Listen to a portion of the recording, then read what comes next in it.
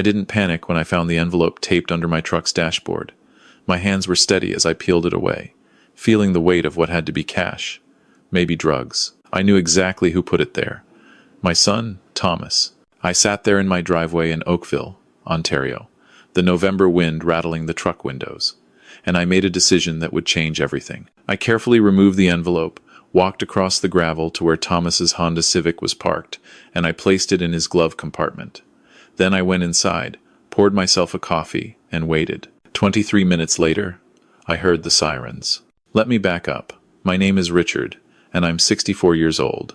I spent 37 years working maintenance at a steel plant in Hamilton before I retired. My wife, Catherine, passed away 4 years ago from cancer. We raised 2 kids in a modest bungalow, saved every penny, and somehow managed to put both through university without them taking on debt.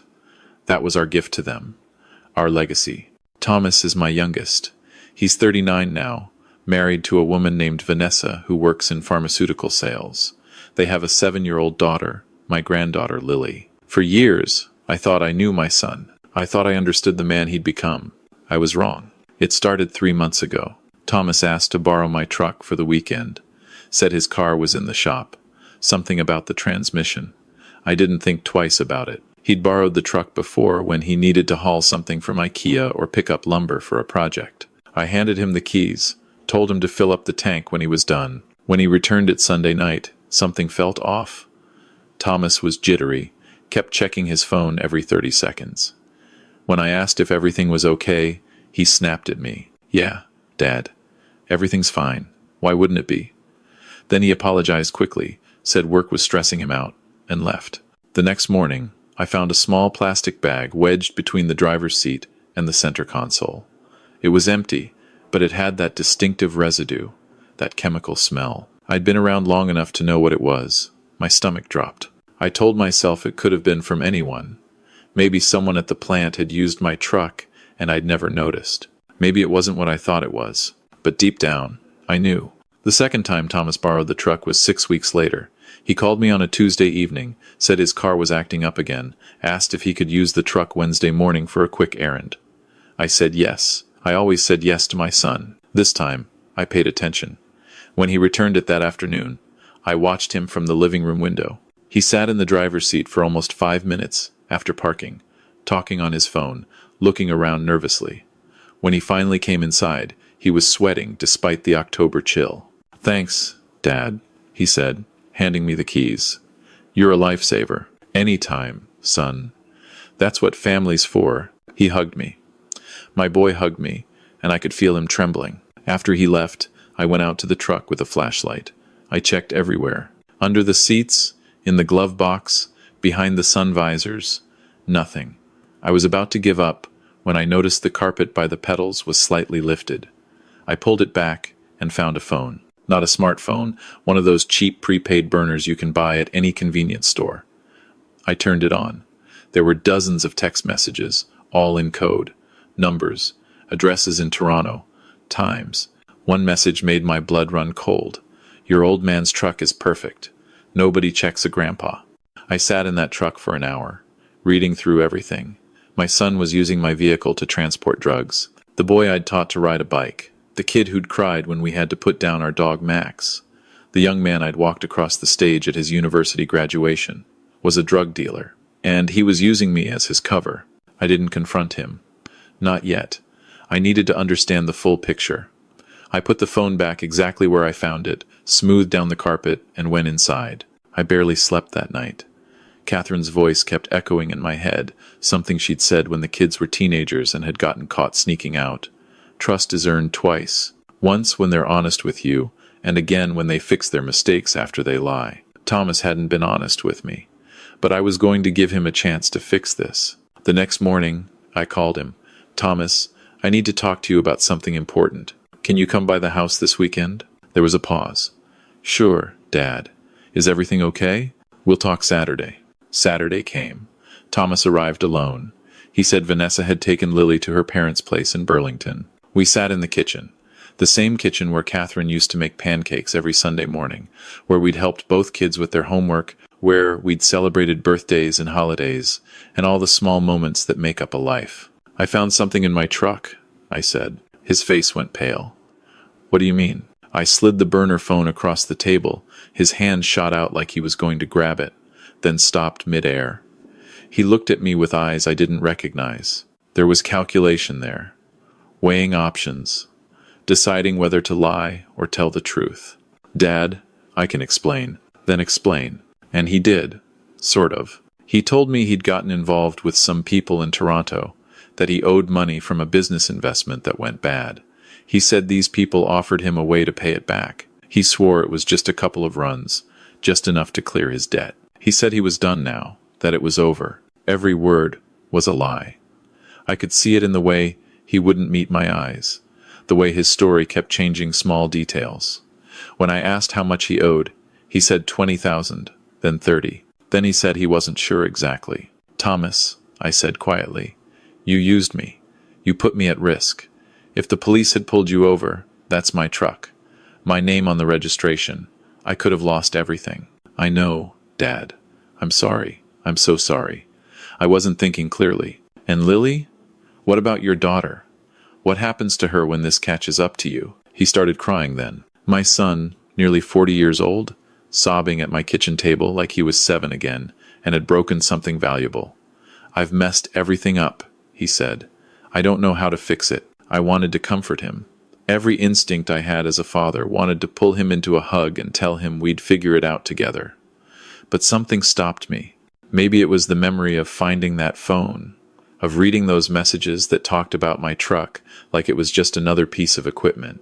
Maybe it was the thought of little Lily growing up with a father in prison, or worse. Thomas, you need to stop. Today, right now, whatever you're involved in, you walk away. I can't, Dad. These aren't the kind of people you just walk away from. Then we go to the police. We tell them everything. We cooperate. We get you protection. His face changed. The fear vanished, replaced by something cold. I'm not going to prison. Son, if you keep doing this, prison is the best case scenario. He stood up. I need to go. Thomas, wait. But he was already out the door. I sat there listening to his car start, listening to him drive away, and I knew with absolute certainty that my son wasn't going to stop. He was going to keep using my truck, keep putting me at risk, keep dragging our family deeper into whatever darkness he'd found. That night, I made a decision. If Thomas wouldn't protect himself, I'd have to protect him another way. And I'd have to protect myself, protect Lily, protect what was left of our family. The next time he asked to borrow my truck, I said yes. It was a Thursday morning. Thomas showed up at 7, said he needed it for a few hours to pick up some building materials. I handed him the keys and watched him drive away. As soon as he turned the corner, I got in Catherine's old Corolla and followed him. He didn't go to any hardware store. He drove straight to a Tim Hortons parking lot off the QEW, where he sat for 15 minutes before a black Mercedes pulled up beside him. A man got out, looked around, then got into my truck with Thomas. They talked for maybe 5 minutes. When the man left, he was carrying a large shopping bag. Thomas drove to 2 more locations that morning. Same pattern each time. Meet someone, talk briefly, exchange bags. By the time he returned my truck at noon, I'd taken photos of every location, every person, every license plate. Thanks, Dad, he said, handing back the keys. Really appreciate it. No problem, son. That night, I didn't sleep. I sat at my computer, looking at the photos, trying to decide what to do. I could go to the police, turn over everything I had. But Thomas was right about one thing. The people he was involved with wouldn't take kindly to that, even if Thomas went into witness protection. What about Vanessa? What about Lily? I thought about Catherine. What would she do? She was always smarter than me about these things, always knew the right thing to say, the right way to handle difficult situations. I imagined her sitting across from me at the kitchen table, that look on her face when she was thinking hard about something. You have to stop him, I could almost hear her say. But you have to do it smart. The plan came to me slowly, piece by piece. It wasn't perfect, it was risky, but it was the only way I could see to protect Thomas from himself, while keeping the rest of us safe. 3 weeks later, Thomas called again. Dad, I hate to ask, but can I borrow the truck tomorrow afternoon, just for a couple hours? Of course. I'll leave the keys in the visor. You're the best, Dad. This time, I knew what I was doing. After Thomas picked up the truck, but before he started his route, I drove to the Oakville OPP station. I walked up to the front desk, my hands shaking, and asked to speak with an officer about suspected drug trafficking. They took me seriously. An officer named Constable Morrison, maybe in her mid-30s, with kind eyes that reminded me of Catherine's, listened to everything I had. The photos, the messages from the burner phone I'd photographed, the locations, the pattern of behavior. I told her I believed my son was making a run that afternoon, that he was using my truck, and that I needed her help. "Mr. Pemberton," she said, "what you're doing takes a lot of courage." "I'm terrified," I admitted, "but I'm more terrified of what happens if I don't do anything. My granddaughter needs her father, even if that means her father has to go to prison to get help." They moved fast.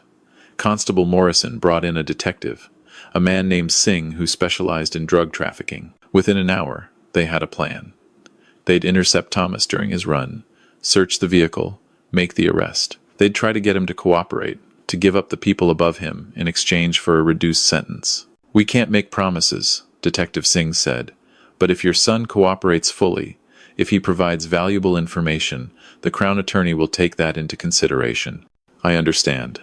There's one more thing, Mr. Pemberton. We need to be sure there's actually contraband in the vehicle. If you were willing to verify." That's when I told them about the envelope I'd found that morning taped under the dashboard. I'd discovered it at 6 a.m. when I went out to check something in the truck. This time, I didn't remove it. I just took photos and came straight to the police. But I didn't tell them everything. I didn't tell them about the decision I'd made the night before. The decision that, if they were going to search my truck anyway, if they were going to arrest my son anyway, I wanted it to happen sooner rather than later. Before Thomas got deeper, before he couldn't come back from this. So that morning, before I went to the police, I did remove the envelope, and I did place it in Thomas's car, in the glove compartment where any routine traffic stop would find it. Then I went to the police and told them my son was using my truck to transport drugs. The operation was supposed to be simple. They'd follow Thomas, wait for him to make his first stop, then move in. But I'd changed the equation. When they ran Thomas's license plate through their system for surveillance purposes, a patrol unit in Burlington flagged it, said they'd been watching that vehicle, had reasonable suspicion. 23 minutes after I got home from the police station, 3 OPP cruisers surrounded Thomas's Honda Civic in a grocery store parking lot. They found the envelope in his glove box. Inside was $40,000 in cash and enough fentanyl to charge him with trafficking. My phone rang an hour later. It was Vanessa. "Richard, they arrested Thomas. They're saying he had drugs in his car. They're saying he's a dealer. This has to be a mistake. You have to help him." "Where's Lily?" I asked. "She's at my mother's." "Richard, please, you have to do something." "Vanessa, listen to me very carefully. Take Lily and stay with your parents. Don't go home. Don't talk to anyone who calls unless it's me or a lawyer. Do you understand?" "What? Why?" "Richard, what's going on? Just trust me. I'll explain everything, but right now, I need you to keep Lily safe and stay away from the house." There was a long silence. Then, quietly, "You knew. I found out. I tried to help him stop. He wouldn't. Oh my God. Oh my God, Richard. I'm sorry, Vanessa. I'm so sorry. But this was the only way." She hung up. I stood there holding the phone, feeling like I'd just pushed my own son off a cliff, hoping there was a net below. The next 3 days were a nightmare. Thomas was denied bail. The Crown argued he was a flight risk, that he had connections to organized crime, that the amount of fentanyl in his possession indicated he was a significant dealer rather than a low-level courier. The evidence was overwhelming. I visited him at the detention center on the 4th day. They brought him out in an orange jumpsuit, hands cuffed. He looked like he'd aged 10 years. When he saw me through the glass, he picked up the phone on his side. "You did this," he said. His voice was flat, dead. "You put that stuff in my car. Thomas, don't lie to me, Dad. Not now. They told me the envelope they found wasn't what they were expecting to find, that their surveillance said you'd driven my truck that morning, but the drugs were in my car. You moved it. You set me up." I took a breath. "I found it in my truck. I moved it to yours. And yes, I called the police. Why? Why would you do this to me? Because I love you. Because you're my son. and I watched you destroy yourself, and I couldn't stand by and let it continue. Because Lily needs her father, and the longer this went on, the more likely it was that she'd never have one. I'm going to prison because you love me? That's your logic? You were already going to prison, Thomas. It was just a matter of time. At least this way, you have a chance. The police want you to cooperate. They want the people above you. Detective Singh told me if you give them good information, they'll work with the Crown Attorney. You could get out in 3 years instead of 10. And you thought you had the right to make that decision for me? I leaned forward, looked my son in the eyes. When you used my truck without my permission to transport drugs, you made me an accessory. You risked my freedom, my home, everything your mother and I worked for our entire lives. You made that decision without asking me. So yes, I made a decision without asking you. I chose to protect myself, to protect Lily, and to protect you from yourself in the only way I could think of. Thomas slammed the phone down and walked away. The guard had to come get him because he was just standing there with his back to me, shoulders shaking. I sat there for a long time after they took him back to his cell. Over the next 2 months, things got worse before they got better. Vanessa filed for divorce. She moved with Lily to her parents' place in Burlington and got a restraining order against Thomas. His lawyer advised him to take the deal the Crown was offering. 15 years, eligible for parole in 5, if he cooperated fully and showed rehabilitation. Thomas cooperated. He gave them everything: names, addresses, supply chains, distribution networks. The information he provided led to 17 arrests, including 2 people the police had been trying to catch for years. The charges against him were reduced. He was sentenced to 8 years, eligible for parole in 3. The day of his sentencing, he looked at me from across the courtroom. I couldn't read his expression. Anger? Sadness? Relief? Maybe all 3. After the trial, Detective Singh approached me in the hallway. "Mr. Pemberton, I know this couldn't have been easy. What you did saved your son's life. The people he was involved with, they don't let people walk away. Eventually, he would have ended up dead or in prison for life. This way, he has a chance." Does he see it that way? Eventually. Maybe not now, but eventually. I go see Thomas once a month. He wouldn't talk to me for the first 6 months. Now he does, but our conversations are short, surface level. He tells me about the programs he's taking in prison, the work he's doing in the library, the GED classes he's helping teach other inmates. He asks about Lily. I show him photos on my phone. She's 8 now, doing well in school, taking piano lessons. He doesn't ask about Vanessa. They're divorced now. She's dating someone, a teacher from Lily's school. I met him once. He seems like a good man. Last month, something changed. Thomas called me on a Wednesday evening, which wasn't our usual day. When I accepted the collect call, his voice sounded different. "Dad, I've been doing a lot of thinking, a lot of therapy. They have programs here, help you understand why you made the choices you made. That's good, son. I want you to know, I understand why you did it, what you did. I'm not saying I'm okay with it, but I understand. And my therapist says that understanding is the first step." I felt something loosen in my chest, something that had been tight for 2 years. "I'm glad you're getting help, Thomas. I'm going to be a better father to Lily. When I get out, I'm going to be the dad she deserves. The dad you were to me before I screwed everything up. You were always a good kid, Thomas. You made some bad choices, but that doesn't change who you are underneath. Dad, can I ask you something? Anything. Do you think Mom would have done what you did if she was still alive?" I thought about that for a long time. Catherine, with her gentle strength, her ability to make the hardest decisions look easy. "Yes," I finally said. "She would have done exactly what I did. She would have done anything to protect you, even from yourself." There was a long pause. Then, "Tell Lily I love her. Tell her Grandpa Richard is the best grandpa in the world, and she should listen to everything he says." "I will, son. I'll tell her." Now I see Lily every weekend. Vanessa drops her off Saturday morning, picks her up Sunday evening. We bake cookies, watch movies, work on jigsaw puzzles. She talks about school, about her friends, about her piano recitals. She asks about her dad sometimes. I tell her the truth, in ways an 8-year-old can understand. I tell her that her daddy made some mistakes and he's learning how to do better, that he loves her very much, that sometimes people we love need help, and sometimes that help looks different than we expect. Last weekend, while we were making chocolate chip cookies, Lily looked up at me with flour on her nose and said, "Grandpa, my teacher says family means we take care of each other no matter what.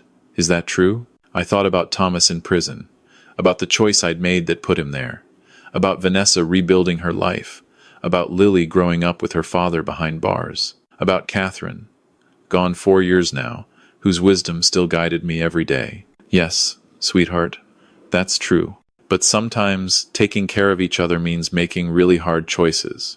It means doing something that might make people angry at us, because it's the right thing to do. Like when you make me go to bed even when I want to stay up? I smiled. Exactly like that. She nodded, satisfied with this answer, and went back to stirring the cookie dough.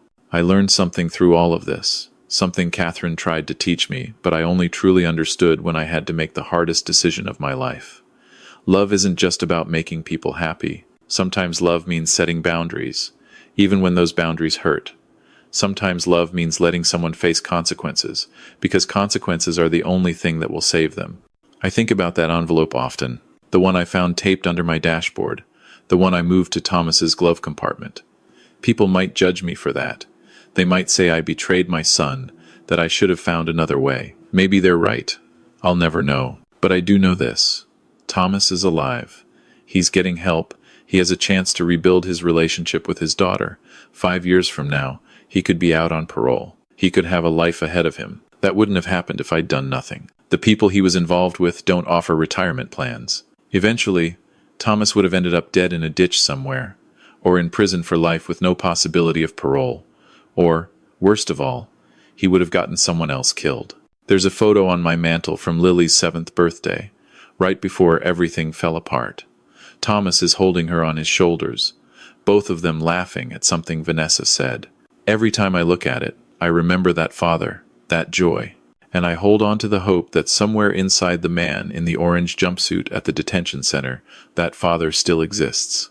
3 years from now, when Thomas is eligible for parole, I'll be there at his hearing. I'll tell the parole board about the programs he's completed, the remorse he's shown, the father he's working to become. I'll advocate for my son the same way I worked to stop him, because that's what family means. Not that we never hurt each other. Not that we always agree. Not that we let each other destroy themselves out of misplaced loyalty. Family means we love each other enough to make the hard choices. We protect each other from external threats, yes, but sometimes we also have to protect the people we love from themselves. Even when it breaks our hearts, even when they hate us for it, even when we lie awake at night, wondering if we did the right thing. I still wonder.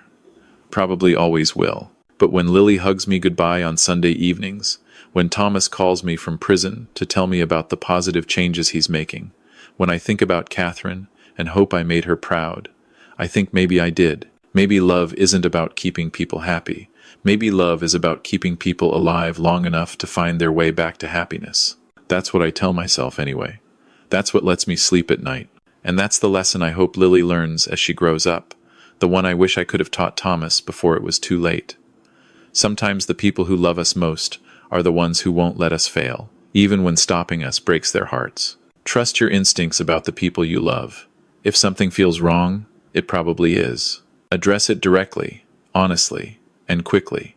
Don't wait for the problem to solve itself. Don't make excuses for behavior you know is destructive. Set boundaries and enforce them, even with family, especially with family. And if you ever find yourself in my position, having to choose between protecting someone from consequences or protecting them from themselves, remember this: consequences are temporary. Death is permanent. Choose life.